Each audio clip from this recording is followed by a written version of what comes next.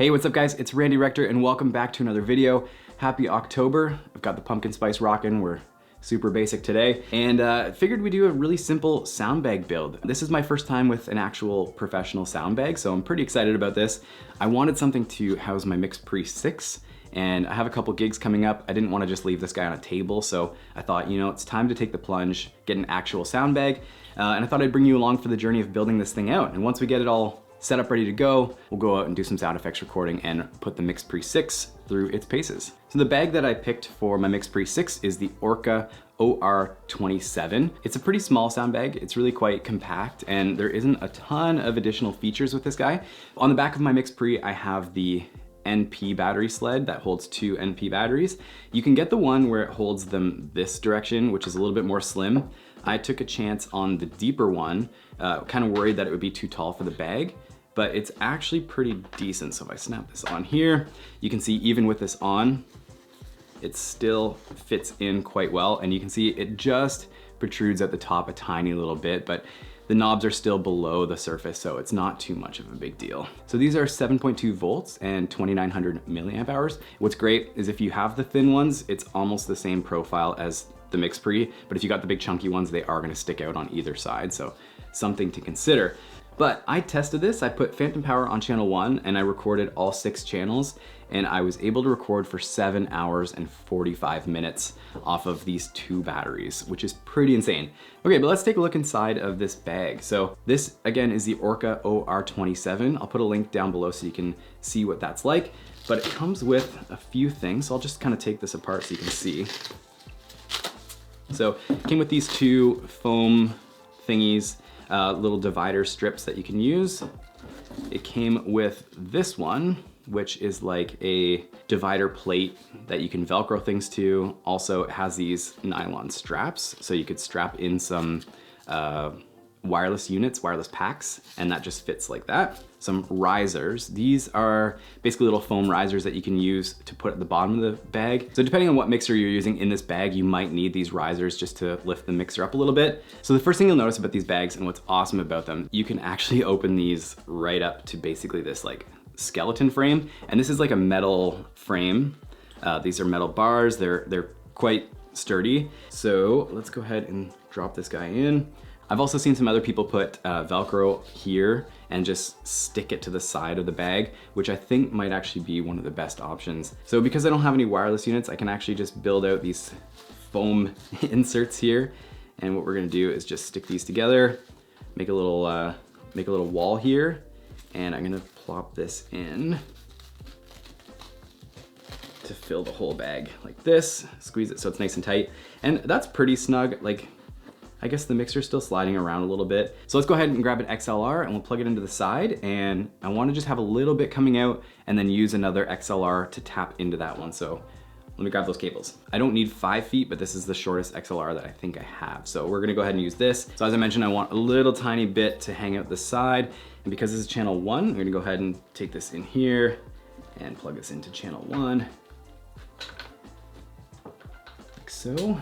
Don't want anything too permanent because I might have to move stuff around and who knows, so let's just tuck that in the back. Yeah, this is actually perfect. And then this little cable nub here will come out the side, so I can just tap into that with my boom, and this can kind of just always stay plugged in there, which is gonna be pretty handy. So I'll close up the side here. I don't know how the cables come out. That's another question.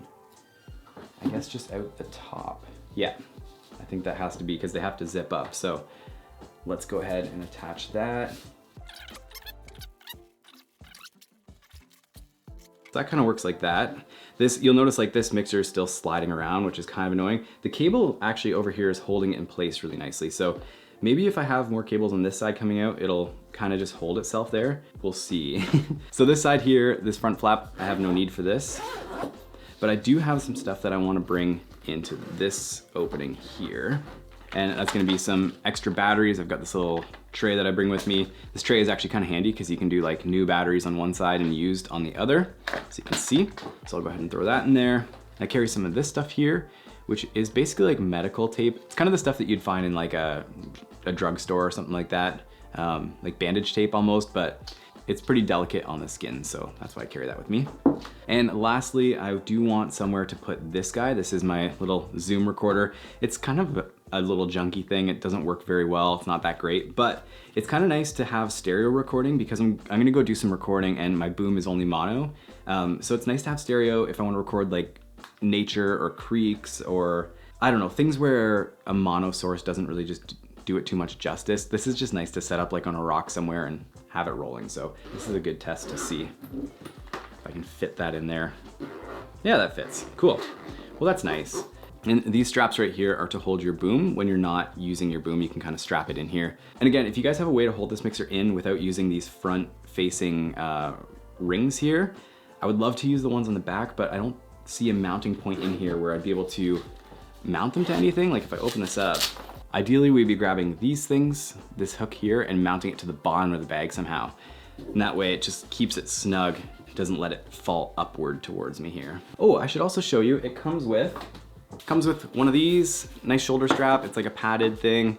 And then this just clips onto these straps here. So shoulder pad feels nice. It's like reasonably comfortable. It's a little stiff, but it does the trick. And one more thing this thing comes with, one of these. This is a rain guard that you can basically put over this like so, and it ties into these Velcro clips that are here and here and here and here. And then basically once this is on, you have access by going underneath it like this here from the side. Anyways, let's take this guy outside, go do some sound effects recording, and let's put it through its paces, see how it does.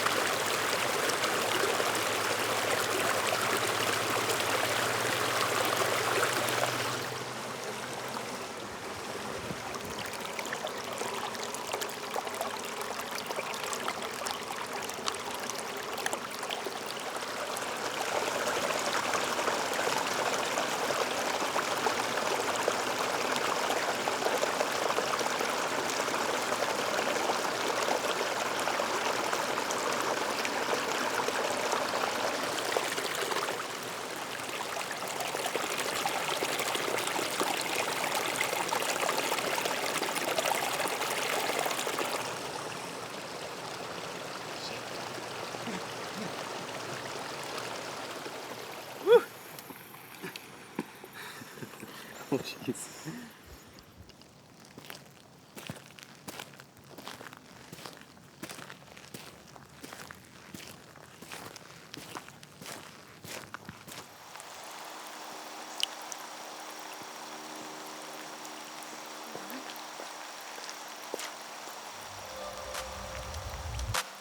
All right, so we totally got rained out. So if you guys want to see some more sound effects, that will be the next video. If you guys want to see how I set up my MixPre, check out this video right here. This will show you all the stuff that you need to know to set it up. Bye.